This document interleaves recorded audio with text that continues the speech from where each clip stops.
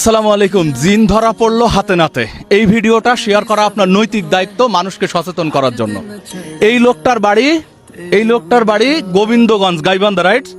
এবং এই লোকটা আসছে সাতক্ষীরার কালীগঞ্জে, কয়েক শত কিলোমিটার দূরে আসছে তিনি জিন সেজে। কেন? কারণ এই এলাকার কোনো একজন মহিলার সাথে ওই কোনো একজন ব্যক্তি গোবিন্দগঞ্জ থেকে কথা বলতেছে হচ্ছে জিনের বাচ্চা সেজে। মাঝে মধ্যে হয়তো আপনার ফোনে ওই কল যায় কিনা একটু কমেন্ট করে জানাবেন। এখন এই লোকের যে ওস্তাদ, সে হচ্ছে এই মহিলার সাথে কথা বলছে।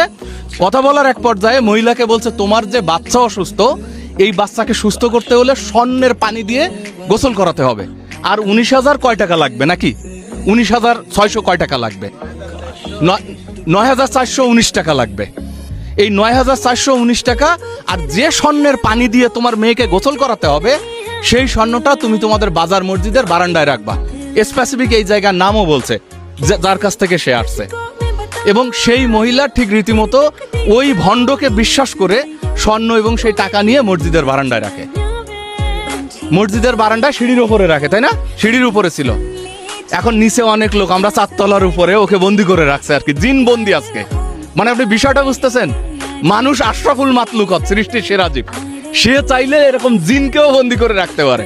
জিন কিন্তু আজকে ছাদের উপরে বন্দি। এই লোকটা তখন ওই যে জিনের বাদশার হয়ে এখানে আসছে মসজিদের বারান্দা থেকে সেই স্বর্ণ নিয়ে যেতে।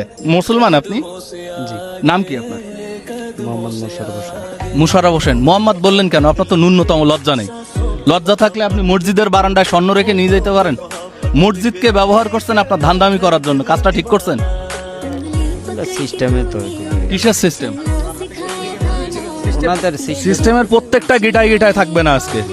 এই প্রত্যেকটা গিটা না, এই যে গিরাগুলো আপনার আছে না, গিরা একটাও থাকবে না।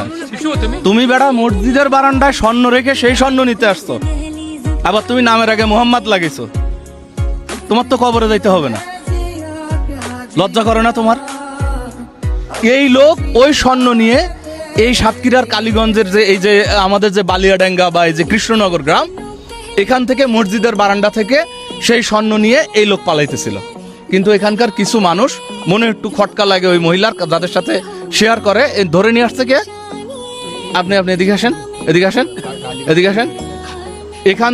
এখান থেকে প্রায় 16-17 কিলোমিটার দূরে উনি গিয়ে এই যে চোরকে ধরে নিয়ে আসছে। ধরার সময় নাকি আপনার হুমকি দিছিল, বলছিল যে আমাদের আছে মানে যে মোটরসাইকেলওয়ালা গিয়েছিল, সে মোটরসাইকেল বলছে যে আমরা এই যে নাম্বারে থানায় হ্যাক করেছি। হ্যাঁ, তা ও বলছে যে আমাদের হ্যাক করলেও কিছু হবে না, আমাদের এখানে আরো লোক আছে।